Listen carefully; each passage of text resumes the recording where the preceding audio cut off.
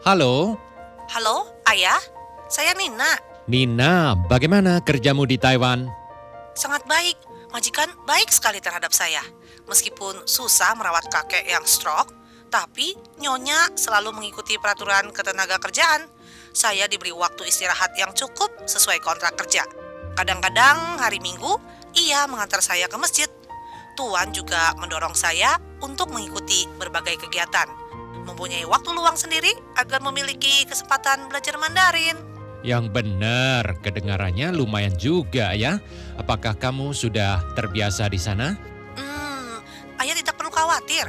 Tuan dan Nyonya sangat baik pada saya. Juga sangat menghormati agama saya. Orang Taiwan juga ramah dan baik. Makanya selain berteman dengan TKA dari Indonesia, saya juga mengenal banyak teman-teman Taiwan. Nah, kalau begitu kamu harus merawat kakek dengan baik dan bekerja yang rajin ya. Nyonya begitu baik pada saya pasti dengan sepenuh hati merawat kakek. Simpati dan peduli, majikan dan TKA menjadi satu keluarga.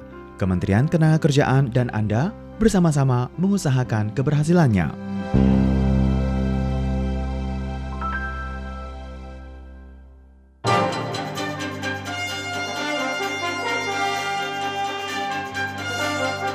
Inilah Radio Taiwan Internasional.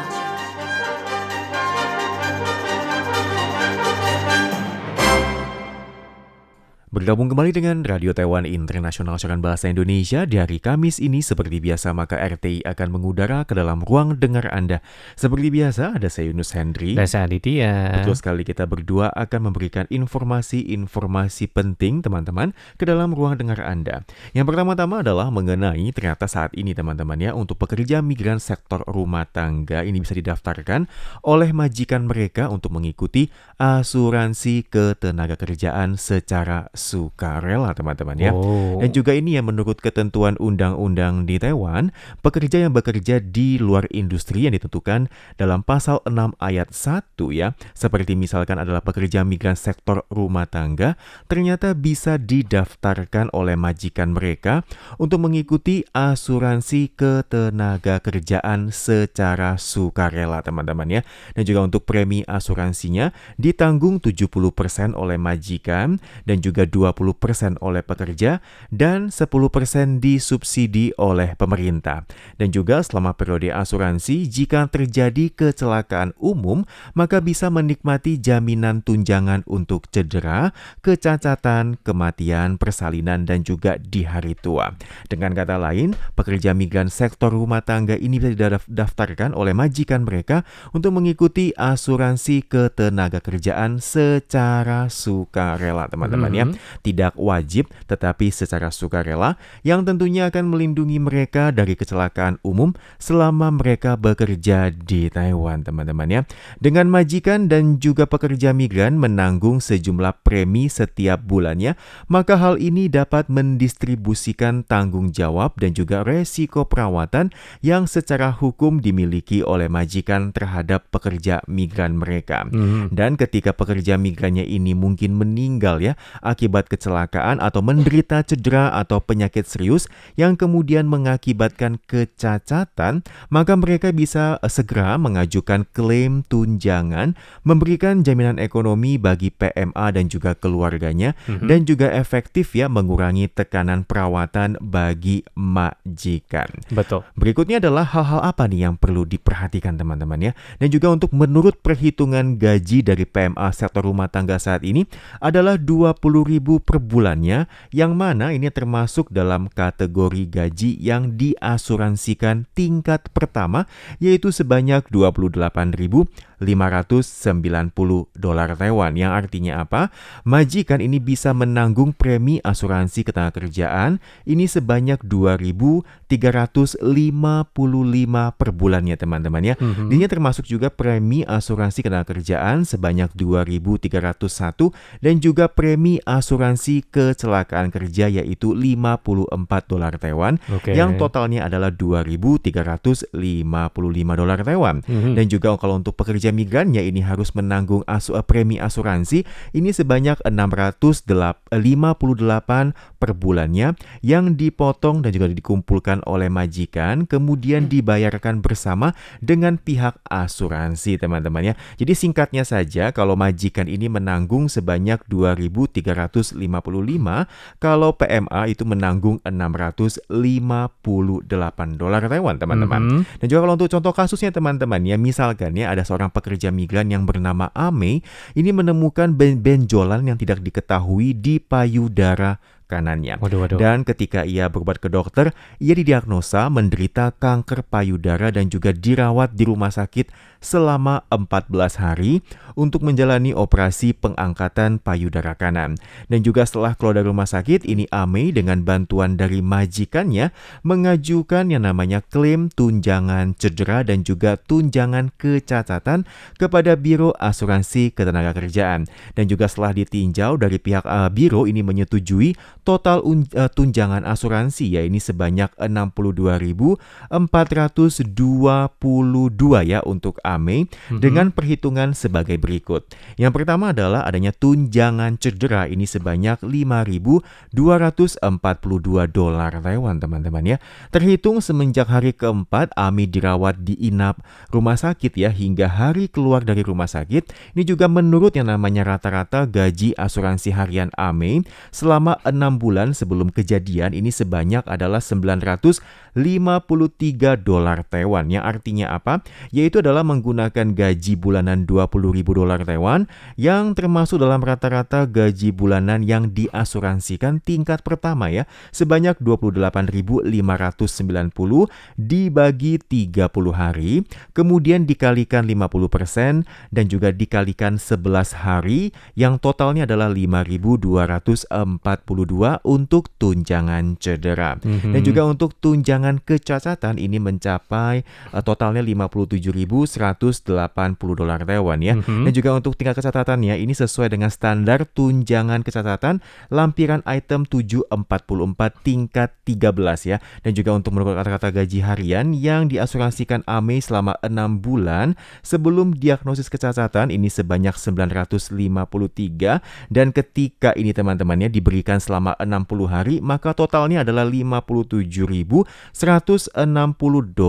Taiwan. Wah, luar biasa ya, informasi ini sangat penting sekali bagi kita sekali. Khususnya kalau kita ini emang bekerja di Taiwan. Jadi kita harus tahu apa aja peraturan yang emang ada bisa dibilang hak kita nih ya selama bekerja di Taiwan itu apa aja. Betul. Oke, dan selanjutnya kita pun bakal berbagi sebuah berita yang cukup menghebohkan ya, yang mana ada sebuah perusahaan agensi Taiwan yang mana itu menjalankan remitansi ilegal selama 11 tahun dan total transaksinya itu tembus $5 miliar Taiwan. Berapa rupiah Kak? Dikalikan aja deh, mungkin 540 katakanlah seperti itu ya. Nah, itulah total transaksinya. Jadi perusahaan agensi Taiwan yang bernamakan Pole gitu ya, bisa dibilang begitu. Itu dilaporkan secara diam-diam telah melakukan kegiatan penukaran valuta asing saat membantu pekerja migran asal Indonesia melakukan remitansi ataupun ya kirim uang lah, kurang lebih seperti itu. Betul. Demi meraup keuntungan dari biaya admin dan juga selisih kurs. Dan selama 11 tahun, total dana yang dikelola oleh Pole ini itu telah melampaui $5 miliar Taiwan ya, yang diketahui untuk saat ini. Jadi Kejaksaan Taipei ya pada Senin 4 Agustus yang lalu itu memerintahkan Biro investigasi ya cabang Taipei untuk melakukan penggeledahan ya, serta memanggil sebanyak 6 orang tersangka, termasuk 2 penanggung jawab ya dari perusahaan Pole ini, yakni Chuang Chiarong dan satunya ini adalah Huang Lai Chao, beserta beberapa staf dari perusahaan tersebut. Jadi, setelah menjalani pemeriksaan ya, jaksa itu menetapkan nih jika Lau Chuang itu diduga melanggar UU perbankan dan memutuskan untuk membebaskannya dengan jaminan $800.000 Taiwan ya pada Selasa dini hari ya, pada ya tanggal kemarin. 5 Agustus lah ya. Betul. Kurang lebih seperti itu. Sementara itu ya, Huang itu dibebaskan dengan jaminan $200.000 Taiwan dan keduanya itu juga dikenai larangan bepergian ke luar negeri dan juga keluar perairan Taiwan, dan para tersangka lainnya itu dipulangkan. Dan saat ini ya, hingga berita ini dirilis, pekerja migran yang bekerja di Taiwan ya, pokoknya intinya saat ini gitu kan, seluruh PMA yang ada di Taiwan yang mana itu pengen mengirimkan uang gitu ya ke kampung halaman itu memiliki yang namanya beberapa pilihan. Yang pertama, mungkin aja dapat melakukan transfer langsung nih melalui bank Mungkin aja POS ya, ada banyak itu juga Changhua Bank mungkin ya. Ataupun kedua, menggunakan perusahaan remitansi yang memiliki izin resmi. Ataupun tiga ya, melalui lembaga pembayaran elektronik yang sah. Istilahnya itu resmi dan yang juga sah legal ya. gitu ya. Dan selain itu, mereka juga dapat menggunakan jasa perusahaan agensi ya, ataupun agen tenaga kerja yang ada di Taiwan untuk membantu proses remitansi. Namun, nah ada namunnya nih. Apabila proses pengiriman uang ya itu dilakukan melalui agen tenaga kerja ini ataupun agensi, maka perusahaan tersebut itu wajib mematuhi peraturan yang tercantum nih dalam pedoman perbankan dalam membantu nasabah untuk melaporkan transaksi ataupun ya penerimaan ataupun pengeluaran valuta asing, dan ketentuan ini mengatur agar kegiatan remitansi itu dilakukan secara sah, kemudian juga transparan dan juga sesuai dengan ketentuan hukum yang berlaku. Jadi dari hasil penyelidikan jaksa dan juga penyidik yaitu mengungkap jikalau perusahaan Puole ini yang berlokasikan di Taipei itu diduga bekerja sama secara ilegal nih dengan toko kelontong Indonesia yang ada di Taiwan untuk menjalankan praktik remitansi bawah tanah. Ya, dan mereka pun menyediakan nih yang namanya layanan pengiriman uang bagi pekerja migran Indonesia, baik untuk mengirim uang ke kampung halaman maupun menerima dana dari Indonesia ke Taiwan. Jadi ya bolak-balik lah, kurang lebih seperti itu. Dan juga nih ya, selain meraup keuntungan dari selisih kurs ya, Puole ini juga menarik biaya administrasi nih sebesar $100 Taiwan nih untuk setiap transaksi biasa, dan juga $150 sampai $200 Taiwan untuk transaksi ekspres gitu ya. Langsung sampai ya. Iya, jadi yang langsung sampai gitu. Dan dari tahun 2013 hingga tahun 2024 ya, total dana yang mereka tangani itu mencapai lebih dari $5 miliar Taiwan. Jadi jaksa Yeo Shin-hwa ya selaku ya jaksa dari tim khusus pemberantasan korupsi dan juga kejahatan terorganisir Kejaksaan Taipei ya pada Senin 4 Agustus itu memimpin penyelidikan nih bersama Biro Investigasi ya cabang Taipei dengan membawa surat perintah penggeledahan dari pengadilan, dan mereka pun menggeledah nih total sebanyak 10 lokasi termasuk kantor Puole, kemudian juga tempat tinggal penanggung jawab perusahaan Chuang dan juga istrinya Huang yang katanya itu berkewarganegaraan Indonesia juga, serta beberapa karyawan perusahaan lainnya. Dan dalam operasi tersebut ya sebanyak 6 orang nih termasuk ya pasangan suami istri si Chuang dan Huang dipanggil sebagai tersangka, serta 1 orang saksi turut dimintai keterangan nih untuk memperjelas fakta. Dan kasus ini diselidiki intinya atas dugaan pelanggaran sekali lagi terhadap UU Perbankan pasal 29 ayat 1 yang berujung pada dugaan tindak pidana menjalankan bisnis remitansi domestik dan internasional nih secara ilegal sebagaimana diatur dalam pasal 125 ayat 1 undang-undang yang sama. Ya teman-teman ya, jadi ketika Anda ingin kirim uang, teman-temannya carilah jalur yang resmi teman-teman ya. Dengan demikian uang Anda akan terkirim secara aman. Oke, berikutnya adalah kita akan beralih pemberitaan, yaitu adalah PMA ternyata ya teman-teman ya terjun ke laut selamatkan 2 orang ya. Ternyata ada 4 siswa SMA Taiwan ya sempat terseret ombak saat bermain air di pantai Zhubei teman-teman ya. Dan juga insiden ini terjadi di tanggal 2 Agustus yaitu pekan kemarin, tepatnya hari Sabtu, yaitu adalah insiden tenggelam terjadi di pantai Zhubei di kawasan Taoyuan sana teman-teman ya. 5 siswa SMA terdiri dari 4 laki-laki dan juga 1 perempuan bermain air di pantai, dan juga setelah 4 siswa laki-laki ini masuk ke air, mereka pun terseret ke ombak teman-teman. Dan juga 2 di antaranya ini berhasil diselamatkan ke darat oleh 2 PMA yang berhati mulia ya. Masing-masing bermarga Ruan, usia 23 tahun, dan juga bermarga Fan teman-teman ya, usia 27 tahun. Tetapi ada 2 siswa SMA lainnya yang dikala itu terseret ombak ke laut lepas teman-teman. Mengenai hal ini dari pihak damkar di Taoyuan dan juga penjaga pantai di CGA ya mengungkapkan bahwa hingga larut malam kemarin mereka juga masih belum menemukan 2 lainnya. Diketahui 5 orang remaja masing-masing bermarga Chen, ada Lin, ada Pan, ada juga Lin dan juga Tai teman-teman ya. Ini mereka berjanji untuk bermain air di pantai Tanggul Selatan di kawasan Asosiasi Nelayan Distrik Taoyuan di kawasan Zhubei di kota Taoyuan teman-teman. Dan namun ya setelah 4 siswa ini masuk ke air, ternyata Chen dan Lin ini terseret ke dalam ombak, sementara Pan dan Lin ini juga terseret arus laut ke area karang dan terluka teman-teman. Beruntung saja di kala itu ini mereka berhasil diselamatkan oleh 2 PMA asing yang baik hati teman-teman ya. Dan juga dari pihak CGA menyatakan kalau mereka ini menerima laporan pada Sabtu Sabtu sore sekitar pukul 5 dan juga segera mengirimkan kapal patroli dari divisi armada kedua di Tansoi dan juga ke-12 di Hsinchu serta unit dari divisi patroli pantai utara ke-8 dengan total 6 kendaraan, 2 kapal, 24 personil untuk melakukan penyelamatan teman-teman. Dan juga karena juga ombak teman-temannya ketika hari gelap ya ini membesar, maka 2 perahu dari damkar setempat menghentikan pencarian dan juga penyelamatan dan beralih nih ya ke pencarian di darat teman-teman. Sementara untuk pencarian di laut ini juga dilakukan lagi ini ya keesokan harinya, dan juga untuk menurut laporan dari media lokal di Taiwan sebenarnya kawasan tersebut ya dilarang untuk beraktivitas yang namanya rekreasi laut. Dan juga untuk tim CGA ini juga mengimbau masyarakat ya jika menemukan kasus tenggelam, hilang dan juga atau situasi darurat lainnya khususnya untuk kawasan pelabuhan ataupun pantai ya, maka segera bisa menghubungi hotline 118 teman-teman ya. Maka petugas CGA pun akan segera datang untuk melakukan penyelamatan. Betul, dan selain ini ya Kak Ditya juga bakal berbagi nih satu berita yang cukup heboh juga ya, karena hujan deras yang emang mengguyur kota Kaohsiung ataupun ya kawasan tengah dan juga selatan selama berhari-hari.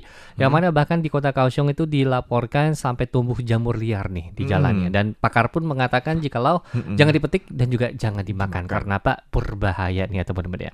Jadi intinya karena hujan deras ya yang terus-menerus mengguyur kota Kaohsiung, otomatis menyebabkan yang namanya jamur-jamur liar itu tumbuh di rerumputan jalan perkotaan. Dan karena bentuknya yang sangat lucu, hal ini sontak yang memicu perdebatan sengit nih di internet. Bahkan ada yang sengaja datang ke lokasi untuk berfoto. Ya, bahkan ada juga nih yang bertanya, apakah jamur liar ini itu bisa dimakan. Nah, jadi menurut Profesor Lee Cheng-ta dari Departemen Nutrisi Kesehatan di Fuin University, dia itu telah mengonfirmasi ya jikalau jamur liar tersebut ya kemungkinan besar adalah varietas Chlorophyllum mollidites ya, yang dikenal sebagai juaranya jamur beracun Taiwan. Nah, jadi ini beracun ya teman-teman ya. Yang mana kalau mengonsumsinya itu otomatis dapat menyebabkan yang namanya gastroenteritis akut, dan juga dalam kasus yang parah itu dapat menyebabkan shock dehidrasi dan juga koma. Jadi Profesor Lee mengingatkan nih untuk jangan pernah memetiknya, apalagi memakannya. Jadi area pemisah jalan ya yang berada di Fengnan Road, distrik Fengshan, kota Kaohsiung nih contohnya ya, yang udah ditumbuhi oleh jamur-jamur liar itu. Bahkan ada salah seorang warga setempat nih yang mengatakan saat taifun udah ada 1 ataupun 2 jamur. Nah, saya yang udah tinggal di sini selama 20 tahun lebih belum pernah melihatnya yang seperti ini ya, sekali tumbuh itu mungkin 10 ataupun belasan, dan ini adalah yang pertama kalinya nih bagi dirinya. Jadi warga bersangkutan menambahkan ya, jikalau setelah Taifun Danas melanda, beberapa jamur liar itu emang udah mulai bermunculan ya. Tapi nggak disangka nih, setelah seminggu hujan deras yang terus-menerus mengguyur ya, area pemisah jalan bersangkutan itu berubah menjadi kayak taman jamur liar. Tempat tinggalnya Mario Bros mungkin ya.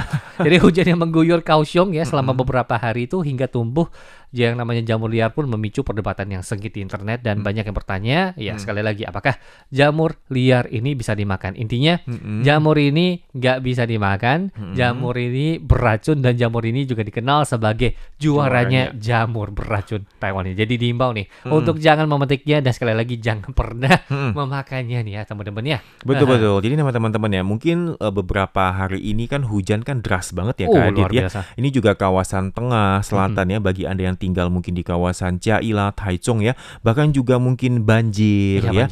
Kemudian juga mungkin rumah Anda juga mungkin di pegunungan. Nah, ketika Anda mungkin mendapatkan instruksi untuk evakuasi ya, maka bisa beritahukan ke majikan Anda gitu ya kalau udah ada evakuasi, dan juga tinggalkan tempat tinggal Anda. Dan juga kalau misalkan Anda mungkin lagi pengen ke gunung ini Kak Adit ya, mungkin ini juga ya untuk beberapa hari ini jangan kalau dulu. Bisa janganlah, jangan ya. Soalnya kan tanah kan lagi jenuh ya, lagi di apa? Udah basah lah, basah dan juga hujan sekali. berhari-hari itu kita nggak tahu ya. Jangan-jangan ketika Anda baru melangkah berapa langkah longsor. Iya betul. Nah, begitu longsor mungkin berbahaya teman-teman. Jadi kalau bisa Anda hindari juga ya. Kemudian juga mungkin yang kawasan pantai ya juga jangan nekat deh yang namanya ingin bermain ke pantai ya. Soalnya juga yang namanya hujan itu kan masih sampai hari ini ya. Bahkan beberapa tempat di pegunungan ya, itu juga masih hujan yang sangat deras teman-teman. Oke teman-teman, dan semoga saja informasi dari ini berguna bagi Anda. Saya Yunus Hendri. Kita akan bertemu kembali di pekan mendatang. Sampai jumpa. 以上节目是由劳动部劳动力发展署委托制播，中央广播电台制作的印尼语节目。Terima kasih Anda telah mendengarkan acara persembahan dari Badan Pengembangan Tenaga Kerja Kementerian Ketenagakerjaan dengan Radio Taiwan Internasional RTI.